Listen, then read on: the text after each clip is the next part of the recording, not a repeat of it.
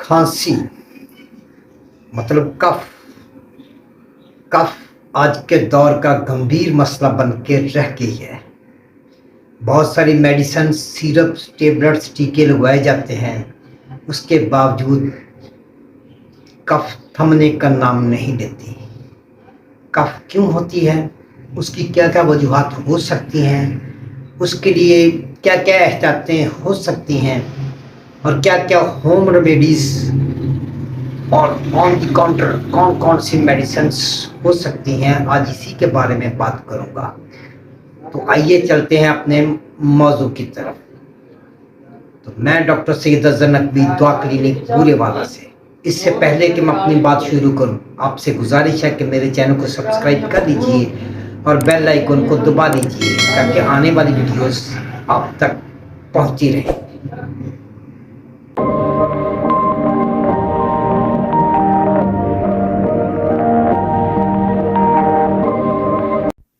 کھانسی ہمارے روزمرہ کے کاموں کو ڈسٹرب کر سکتی ہے۔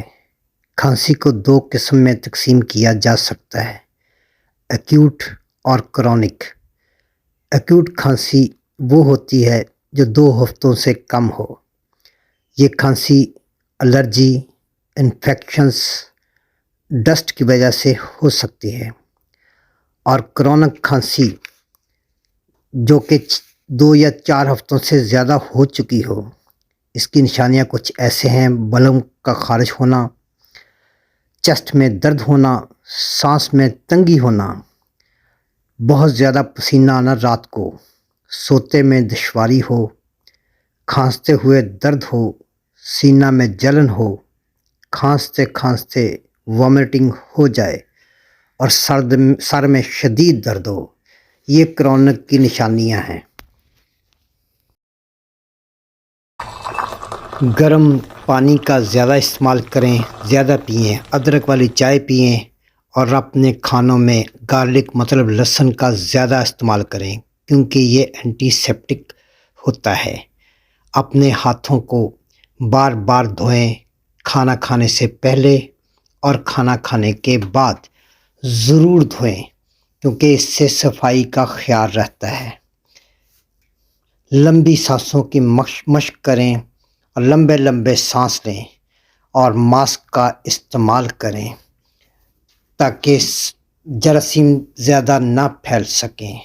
اور اوور دی کاؤنٹر میڈیسنز جیسے سیرپس، ٹیبلٹس اور انجیکشن لگوائے جا سکتے ہیں۔ طبیعت اگر 2 ہفتوں سے زیادہ خراب ہو چکی ہو، کھانسی زیادہ ہو چکی ہو، 2 ہفتے گزر چکے ہوں تو فوراً اپنے ڈاکٹر سے ملیں تاکہ آپ کا وہ چیک اپ کر کے اور بہتر طریقے سے ٹیسٹ کر کے آپ کا علاج جاری رکھ سکے۔ آج ہم نے ڈسکس کی کف کے بارے میں کہ کھانسی کیوں ہوتی ہے، کیا کیا وجوہات ہو سکتی ہیں، اور اس کے ہوم ریمیڈیز کے بارے میں بات کی اور کاؤنٹر میڈیسنز کے بارے میں بات کی۔